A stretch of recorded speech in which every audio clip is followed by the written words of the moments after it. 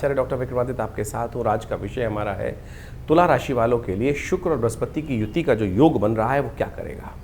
देखिए, तुला राशि वालों, आपकी राशि के स्वामी हैं शुक्र, और शुक्र बहुत तेजी से परिवर्तन करने वाले ग्रह हैं और वह बृहस्पति के साथ एक विचित्र प्रकार की युति बना रहे हैं। आपकी कुंडली का जो एक सबसे अच्छा भाव माना जाता है वो नवम भाव, भाग्य का भाव, धर्म का भाव माना जाता है। शास्त्र कहता है भाग्यम फलति सर्वत्र न च विद्या न च पौरुषम, और इस सत्य मान लीजिए।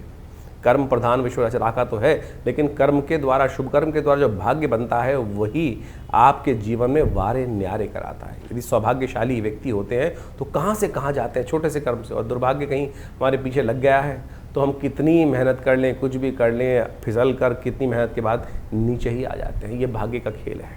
इसीलिए शास्त्र में जो कहा गया ना, भाग्यम फलति सर्वत्र, गलत नहीं है।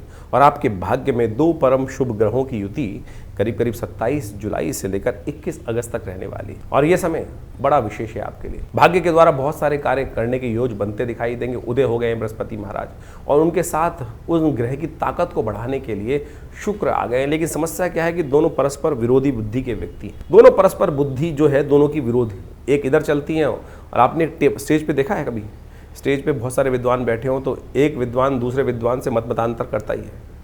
दोनों उत्कृष्टता प्राप्त करना चाहते हैं, लेकिन हर कोई अपने अपने मार्ग से। शुक्र कहता है कि मैं इधर से लेके चलूंगा, बृहस्पति कहते हैं कि मैं इधर से लेके चलूंगा। तो ये समस्या आपके साथ हो सकती है कि भाग्य कहीं दुविधा में ना फंस जाए, और दुविधा में दोनों गई माया मिली ना राम, इस बात को समझ लेना चाहिए।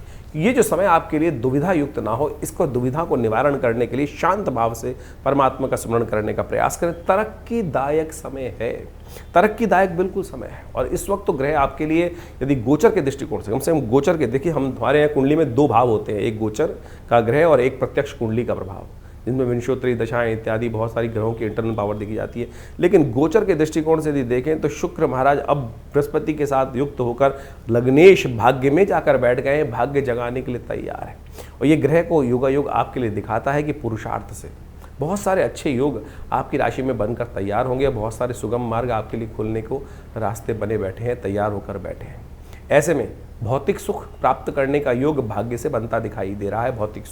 भौतिक सुख इत्यादि बहुत सारे यदि किन्हीं कुंडली में योग हो, बहुत सारी ललायित चीज़ें इच्छा प्राप्त करने की हो, सुख की प्राप्त करने की इच्छा हो, ऐसे में घर में सुख समृद्धि की जो व्यवस्थाएं हैं वो आगे जाने के योग बन सकते हैं बहुत अच्छे से। लेकिन उसके लिए थोड़ी सी आवश्यकता है कि इस वक्त ग्रहों को थोड़ी और ताकत दी जाए। बृहस्पति धर्म के प्रतीक है, बृहस्पति शुक्र जो है दोनों के दोनों धर्म के प्रतीक ही माने जाते हैं। कई लोग शुक्र को अधर्म का प्रतीक मानते हैं, अधर्म का नहीं। अधर्म का मार्ग तो वो होता है जो असत्य का मार्ग हो, और शुक्राचार्य ने कभी असत्य का मार्ग लेने की बात ही नहीं करी।